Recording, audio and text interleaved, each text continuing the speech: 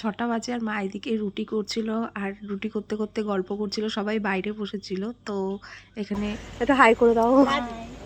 আমি রুটি নেব, রুটি আমি রুটি নিতে এসেছি, লাইনে আছি। এই যে নাইটি বৌদি 2 মা আলুর দম করেছিল, একদম লাল লাল আলুর দম।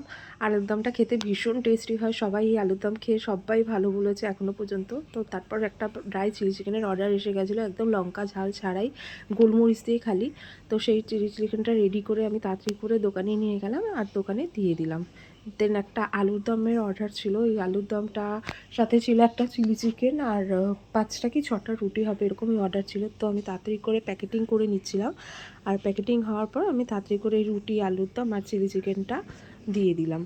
দেন তারপর আমার পাশের বাড়িতে যে একজন আছে বলেছিলাম, এর আগেও গেছিলাম রুটি দিতে, তা সেখানে রুটি দিতে গেছিলাম। তা রুটিটা দিয়ে এসে দেখি যে একটা বোনের অর্ডার ছিল 2টো ড্রাই চিলি চিকেনের, সেই ড্রাই চিলি চিকেনটাই আমি রেডি করতে লেগে গেছিলাম। দেন রেডি হয়ে গেছে, হয়ে যাওয়ার পর বোনকে ফোন করেছিলাম, বোনটা চলে এসেছিলো বাড়িতে, মানে দোকানে নিতে এসে গেছিলো। আর বোনটা খুব সুন্দর করে একটা রিভিউ দিয়েছে, ভালো হয়, খুব টেস্টি। আমি অনেকবারই তোমার থেকে খাবার নিয়েছি, খাবার ভীষণ ভালো হয়। আমি এটাই বলবো যে সবাই আসো, দিদির থেকে খাবার নাও, দিদির খাবারের টেস্ট ভীষণ সুন্দর। থ্যাংক ইউ এত সুন্দর রিভিউ করার জন্য। ওয়েলকাম দিদি।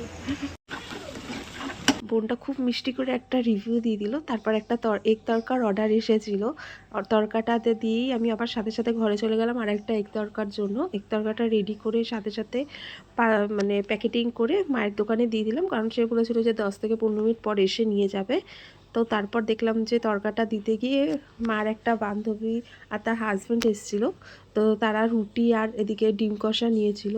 তো মা প্যাকেটিং করে দিচ্ছিলো আর আমি একটা ছোট্ট করে ভিডিও ক্লিপ নিয়েছিলাম। মা সেটা ভেবেছিল যে আমি ফটো তুলছি, জানতো না ভিডিও করছিলাম। দেন বাড়িতে এসে সব পরিষ্কার টরিষ্কার করে ওই রাত্রির 11টা কি 11:30 বাজে তখন খেতে বসলাম।